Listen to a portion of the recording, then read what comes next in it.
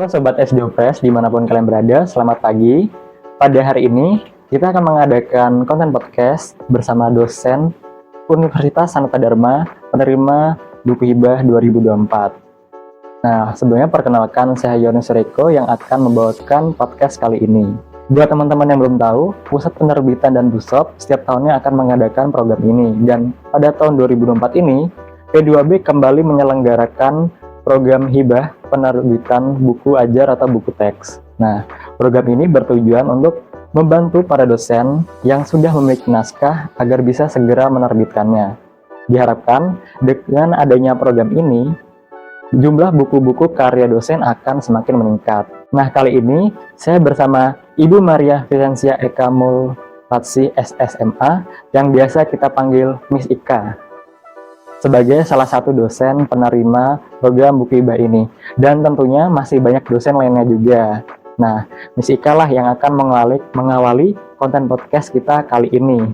Nah, sebelum itu, kita ucapkan selamat ya kepada Miss Ika karena telah menerima program ini dan telah menerbitkan bukunya. Selamat, Miss Ika. Juga terima kasih telah menyempatkan waktu untuk hadir di tengah-tengah kita. Maka dari itu, pasti teman-teman penasaran nih, tentang buku apa sih yang telah diterbitkan oleh Miss Ika ini. Maka dari itu langsung kita tanya yuk. Sebelum kita bahas buku tentang lebih jauh, boleh mungkin Miss Ika memperkenalkan diri terlebih dahulu. Terima kasih Kak Yoriko. Jadi teman-teman, saya Ika, biasa dipanggil Miss Ika. Saya berkarya di Pendidikan Bahasa Inggris Universitas Sanata Dharma. Mungkin cukup Kak Yoriko. Tapi Miss Ika ini salah satu dosen Universitas Dharma yang mengampu prodi. Ya, mengampu beberapa mata kuliah sastra Ya. di Pendidikan Bahasa Inggris. Jadi PBI Sanata Dharma tidak hanya terkait pendidikan, tapi juga linguistik dan sastra. Oh iya, cukup banyak yang diampu ya Miss Ika. Iya, cukup banyak. Mungkin buku yang sudah diterbitkan ini judulnya apa ya kira-kira Miss Ika? Oh ya, bukunya Approaches to Literary Criticism. Yang ini ya Miss Ika? Iya, betul yang ini. Warnanya ungu ya. Warnanya ungu, cantik sekali. Iya. Nah, Miss Ika ini menulisnya sendiri, sebagai penulis sendiri atau ada? Ada Romo Harjanto, beliau juga pengampu mata kuliah sastra di PBI juga Kak Yoriko. Oke, berarti buku ini ditulis oleh dua penulis ya? Betul. Miss Ika sendiri dan dengan Romo Harjanto. Iya. Nah, buku ini secara garis besar berisi tentang apa Miss Ika? Mungkin boleh diceritakan? Garis besar buku ini tentang pendekatan-pendekatan di kritik sastra. Jadi kalau misalnya kita membaca cerita pendek atau novel atau puisi, nah kita perlu menelaah arti-arti dari karya tersebut, atau kita mempunyai perspektif setelah membaca karya tersebut. Nah, di sini kami membantu teman-teman yang ingin meneliti tentang karya-karya sastra melalui pendekatan-pendekatannya. Jadi ya secara garis besar. Jadi ini membantu kita dalam, kan karena karya sastra itu cukup kompleks ya, karena pemahaman setiap orang juga yang baca bisa berbeda-beda. Jadi dengan adanya buku ini bisa membantu kita dalam lebih memahami secara lebih dalam mungkin. Secara lebih dalam. Juga memang kalau membaca sastra itu unik karena berbeda dengan bidang kajian yang lain. Kalau bidang kajian secara ilmiah ya, fisika, mungkin matematika, kita bisa mendapat jawaban yang real. Misalnya 1 tambah 1 selalu akan ada 2. Nah, tapi kalau di sastra berbeda-beda. Jadi justru multitafsir itu akan sangat kaya, karena misalnya buku William Shakespeare bisa bertahan, kajiannya bisa bertahan sampai saat ini karena memang tafsirnya sangat banyak. Nah, di sini pendekatan-pendekatan diperlukan karena ketika kita menulis skripsi mungkin teman-teman ya, atau menulis karya ilmiah, pendekatan-pendekatan atau teori-teori tertentu diperlukan karena ini akan menjustifikasi atau lebih bahwa pendekatan kita atau analisa kita bisa berterima seperti itu. Oke. Kak Yoriko. Jadi mungkin saya penasaran sedikit nih tentang sastra tadi, tentang penafsiran dari sastra itu. Jadi apakah tidak apa kita menafsirkannya secara setiap individu punya penafsirannya sendiri-sendiri nih. Jadi apakah tidak apa setiap orang tuh punya penafsirannya sendiri setiap buku sastra yang dia baca, atau memang satu karya sastra ya pokoknya artinya ini, itu nggak apa-apa, nggak masalah. Betul, setiap pribadi akan memiliki tafsir sendiri. Salah satunya di buku ini ada pendekatan reader response. Jadi seorang pembaca akan memiliki background tertentu, baik itu background pengetahuannya ataupun background pendidikan, ataupun mungkin jika seorang pembaca memiliki trauma tertentu kemudian membaca suatu karya sastra, kemudian wah ini kok aku banget ya. Itu akan memiliki tafsir yang berbeda dari pembaca yang lain. Nah, di sini diperlukan suatu pendekatan dan teori agar jalannya sesuai seperti itu. Jadi tidak lalu kemudian kita menafsirkan suatu karya sastra dengan seenak sendiri atau serampangan, tidak seperti itu. Jadi ada jalur-jalur khusus atau metode-metode khusus yang perlu kita lalui agar pada saat seseorang dengan dengan background berbeda tapi mengambil teori dan pendekatan yang sama, maka akan hasilnya akan bisa mirip ya, menggunakan pendekatan ekokritisisme juga ya, jadi menyenangkan ya. Dan buku ini saya pikir sangat baik dan sangat membantu sekali ya bagi para pembacanya untuk memahami berbagai sudut pandang dari suatu karya sastra. Apa sih motivasi Miss Ika nih untuk menulis buku ini? Oh ya, jadi di salah satu perkuliahan di PBI ini, Kak Yoriko ada mata kuliah Approaches to Literary Criticism, jadi sama sebenarnya. Nah, buku ini ditulis karena agar teman-teman mahasiswa-mahasiswi tidak hanya di Sanata Dharma, tidak hanya khususnya PBI ya, teman-teman di universitas lain atau teman-teman yang ingin sekali menelaah tentang sastra bisa mendapat istilahnya tuntunan agar bisa menulis penelaahan karya sastra dengan baik karena ada pendekatan dan teori-teori tertentu. Jadi buku ini ditulis menggunakan bahasa Inggris ya pastinya, Miss Ika? Oh ya. Berarti untuk saya yang untuk baca ini harus lebih ekstra memahaminya karena kurang paham bahasa Inggris. Jadi tapi nggak apa-apa, pastinya dengan bahasa yang mudah dipahami ya, Miss Ika? Iya, mudah sekali untuk apalagi untuk beginner level ya, beginner sama intermediate level bisa sekali. Dan sekarang ada AI juga yang bisa membantu.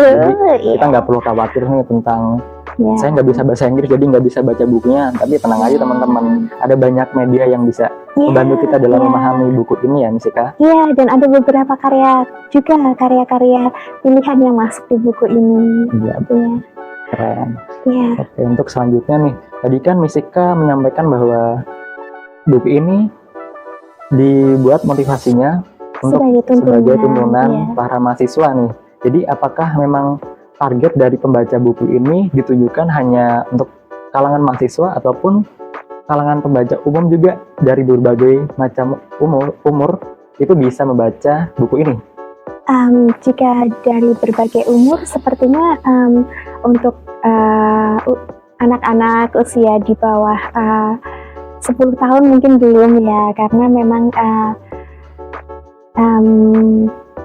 buku ini memang lebih dikhususkan untuk tingkatan mahasiswa atau SMA, pelajar SMA bisa, atau yang S2 bahkan bisa. Bahkan di sini ada contoh-contoh, jadi contoh-contoh karya-karya teman-teman yang S1 PBI Sanata Dharma yang sudah menulis seperti esai. Jadi ada beberapa contoh penulisan esai terkait penelaahan sastra yang mereka pilih. Tapi secara umum bisa untuk pembaca umum, karena jika teman-teman ingin menelaah lagu, film, bisa sekali. Hanya memang tidak untuk anak-anak. Iya, berarti memang target pembaca ini disesuaikan dengan tujuan mereka ingin membaca itu untuk apa. Kalau Iya. mahasiswa kan pasti butuh nih untuk mereka membantu mereka dalam mungkin penelitian tadi, Iya, betul. ataupun mungkin usia di bawah 10 tahun nih ingin membaca ini hanya sekedar untuk belajar ya. Iya kan, belajar. oh iya karya sastranya Karya aja, sastra, iya kan, contohnya untuk saja membaca. bisa. Pelajaran. Ya. Yes. Jadi targetnya lebih disesuaikan dengan tujuan dari pembaca itu sendiri. Buku ini tujuannya sedikit, salah satu tujuannya untuk membantu mahasiswa dalam menganalisis sastra ya.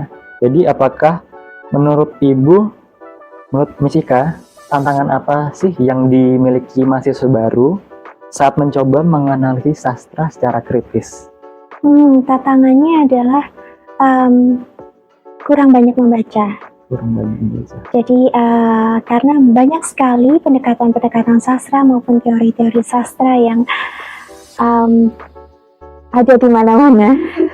Ya. Tapi kurangnya minat membaca itu menjadi tantangan tersendiri. Oleh sebab itu kami menggabungkan pendekatan-pendekatan sastra menjadi satu buku dan kami tuliskan secara lebih sederhana agar teman-teman bisa memahami semua pendekatan-pendekatan dan memilih pendekatan mana yang sekiranya sesuai dengan perspektif atau keinginan teman-teman, tujuan dari penelitian teman-teman.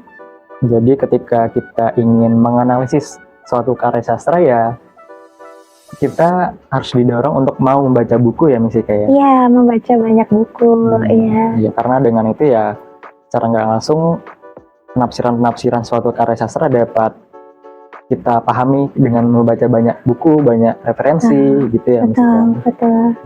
Betul sekali. Kayak gitu. Kemudian selanjutnya bagaimana sih buku ini menurut Miss Ika dapat membantu pembaca untuk menghindari multitafsir dari suatu karya sastra? Nah, seperti yang sudah saya jelaskan di depan, Kak Yoriko, bahwa sastra itu dinilai baik jika justru tafsir terhadap karya tersebut banyak dan bervariasi.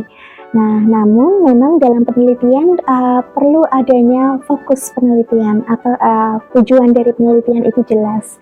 Nah, di sini teman-teman bisa menentukan mana dari pendekatan yang memang sesuai, karena pendekatan untuk penelaahan karya sastra itu sangat banyak.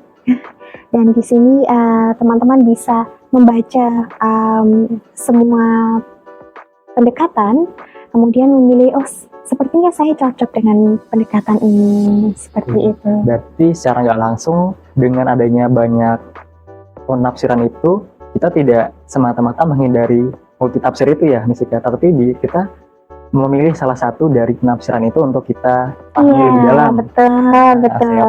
Iya, tidak terlalu banyak tafsir, tapi satu, tapi memang dalam, betul. Iya. Kak Yoriko, wah mantap nih Kak Yoriko nih.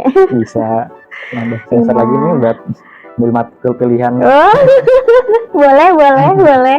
Teman-teman akan mendapat exposure atau suatu seperti galeri ya teman-teman. Kalau kita misalnya di SD Youth Press ini kan kita ada beberapa macam buku. Nah kita, oh yang mana ya kira-kira yang cocok buat saya. Nah yang mana nih. Nah ini seperti buku ini. Jadi buku ini semacam memberikan pilihan-pilihan ke teman-teman pendekatan-pendekatan mana.